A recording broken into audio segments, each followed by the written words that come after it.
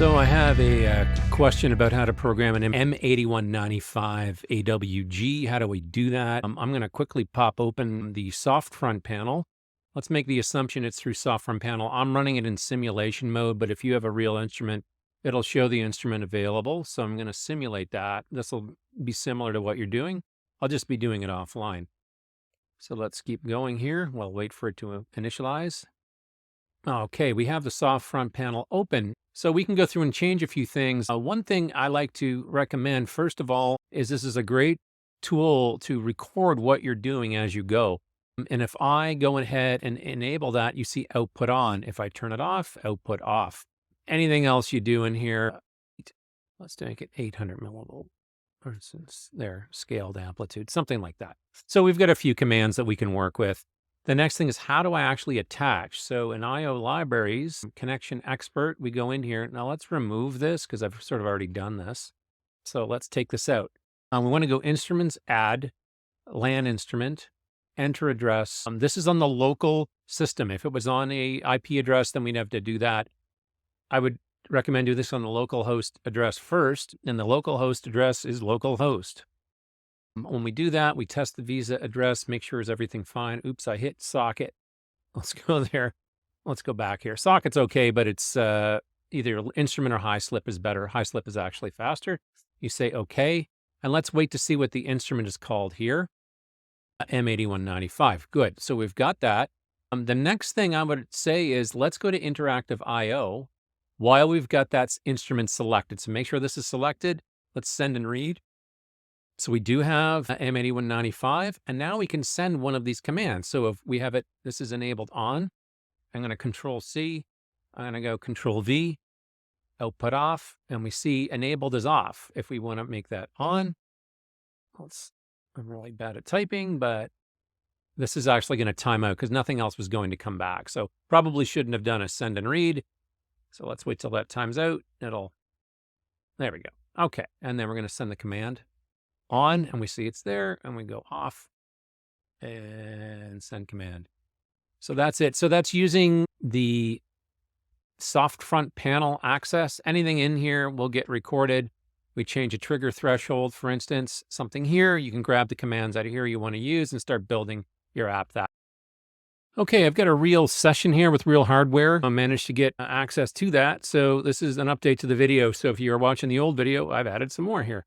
So first off, we have this instrument that's remote. Let's remove this 1086.252. That's what I want to go to. So we're going to go add, enter address, 10.80.6.252. Now this system is in Colorado and I'm in Toronto.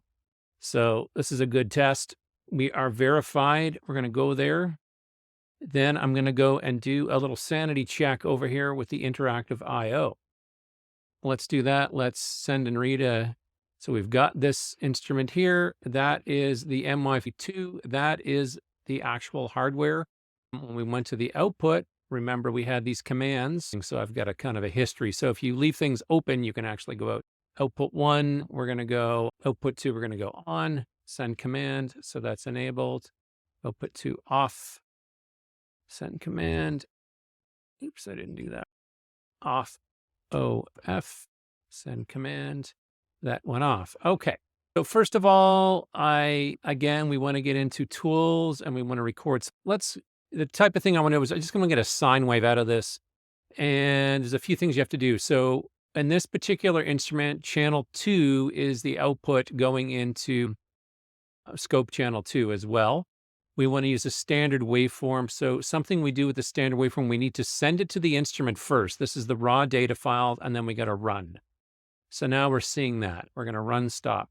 Now, if we want to look at what happens during the monitor driver calls, this is pretty much everything we have to do. So let's clear all this history. Let's go back. Let's record what we just did. We can go to output. We're going to turn that on. We're going to go to the standard waveform, whatever we want to do in here, send that to the instrument. So that's a series of commands to do that. And then finally, we need to output run, which is this init IMM. And then if we want to stop that, we can say abort. So that's essentially the same commands we want to do here. I'll just do a subset of them. So for output, I'm going to enable that output. Let's just say send output to off. So let's do it, send it on, output to on, and then send command. So that's output. The next thing we want to do, let's send this command. So let's just copy these commands. Control C, Control V, send command. Let's do this thing. Let's take this command, Control C, Control V, send command. Hopefully that'll work. Let's go back here, send this command. Let's do this, output to send command. And this should generate it. Let's see what happens. Send command, and there we go. So that is running remotely, recording commands on a remote system.